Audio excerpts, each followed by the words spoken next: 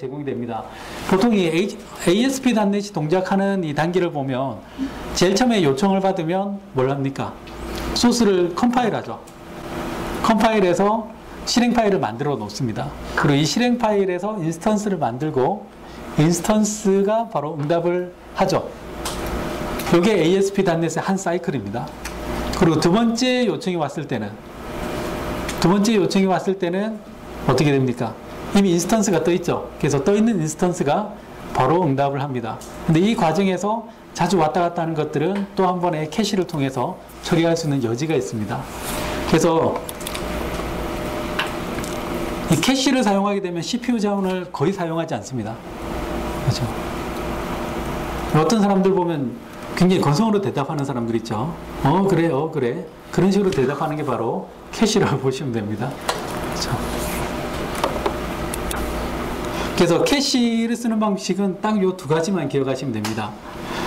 웹 캐시라고 클래스가 있고요. 여기에 get 할 때 해당되는 캐시에 키 값을 주시면 그 키 값에 데이터가 있으면 가져오고요. 없으면 그냥 null 값으로 떨어집니다. 그리고 이 웹 캐시에 특정 값을 집어넣을 때는 바로 set해서 키하고 값을 주시면 됩니다. 물론 이 뒤에 몇 가지 옵션을 더 줄 수가 있어요. 뭐 시간을 얼마큼 지연시킬 거고 뭐 이런 것들이 들어있는데 가장 큰 방식은 이 두 가지만 기억을 하시면 됩니다.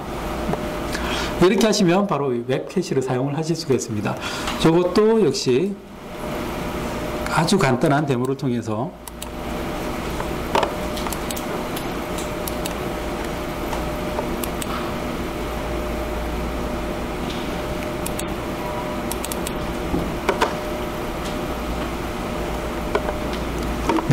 드디어 경품을 들고 들어오시기 시작합니다. 소리 없는 압박이죠.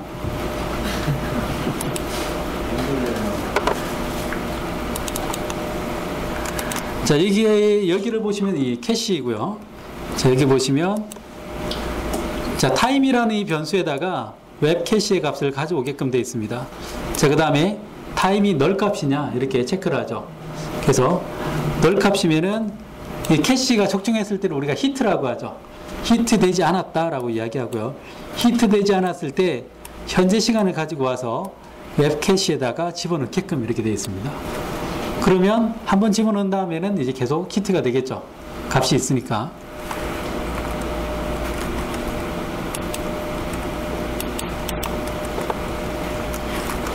자, 그래서 이걸 한번 제가 실행을 시켜서 보여드리겠습니다.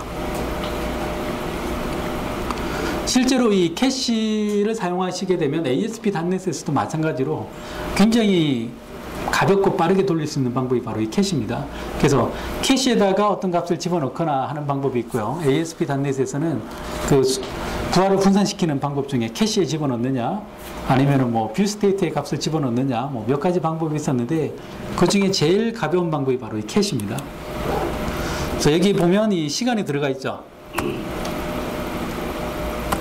한 번 들어가고 나서부터는 이 값이 안 바뀌는 게 보이시죠? 이렇게 했을 때는 거의 부하가 없다는 겁니다. 그냥 생각 없이 막 던지는 거죠. 그렇죠? 그래서 굉장히 부하가 많이 걸리는 데는 이렇게 캐시에다가 뭘 집어넣고 하시는 게 좋지만 아마 이 기능을 쓸 일이 그렇게 많지는 않을 것 같아요. 캐시로 막 소스 다 뜯어고치는 노력에 깡통 대수를 한 대 더 늘리는 게 더 편합니다. 그래서 실제로도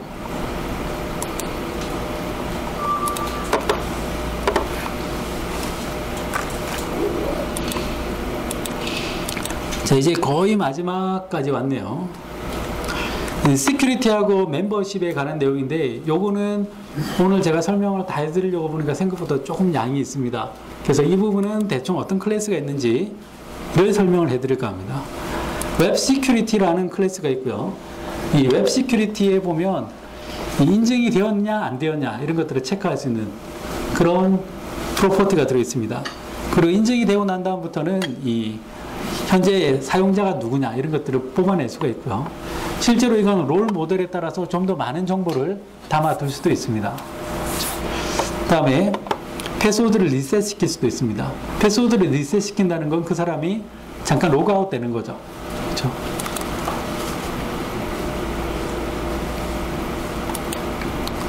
그 다음에 이건 뭐냐면 그 간혹가다 저는 이게 좀 짜증난다는 생각을 많이 가지고 있는데, 패스워드나 이런 거 가입을 하고 나면 이상한 그림을 줘요.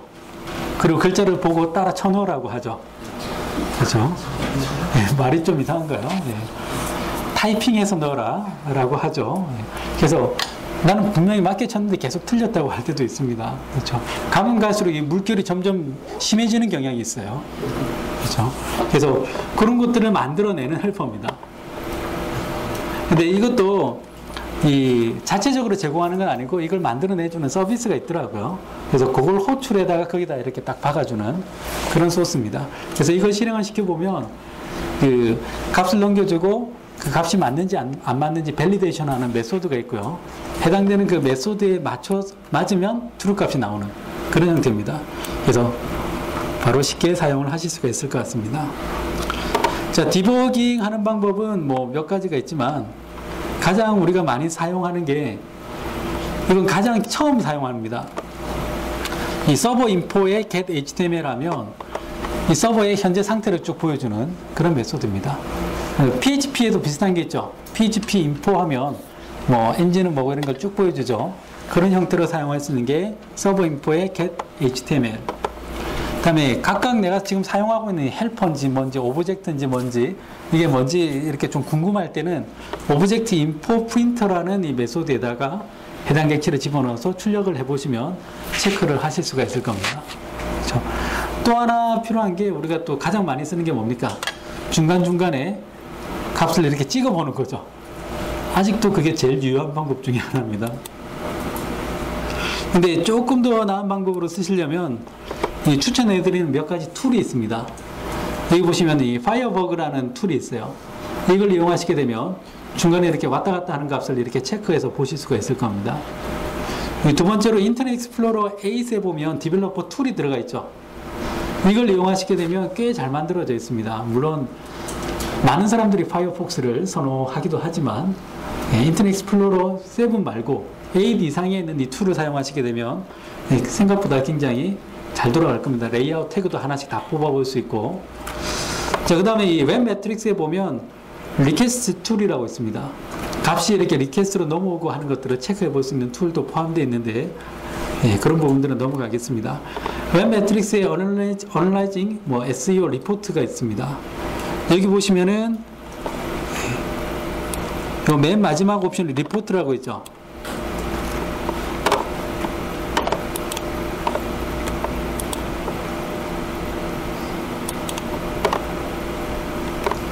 이렇게 하면 바로 이렇게 리포트가 생성이 되고요. 현재 이 사이트가 얼마만큼 검색 엔진에 옵티마이징 되었는지 나름 분석을 해서 보여주는 겁니다. 그렇죠?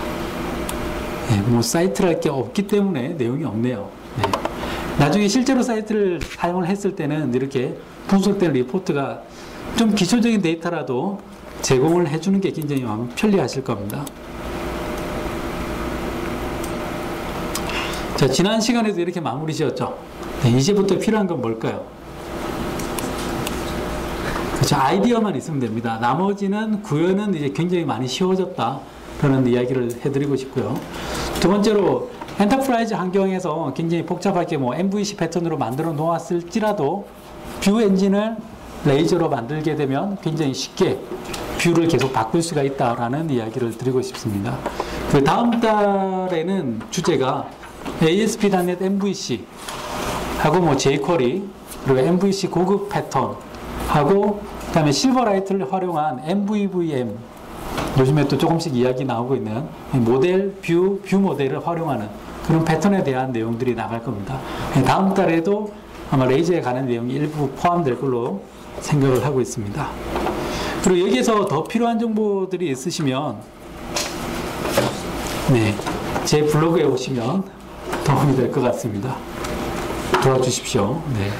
트래픽이 너무 안 나옵니다. 오늘 제가 준비한 내용은 여기까지입니다. 감사합니다.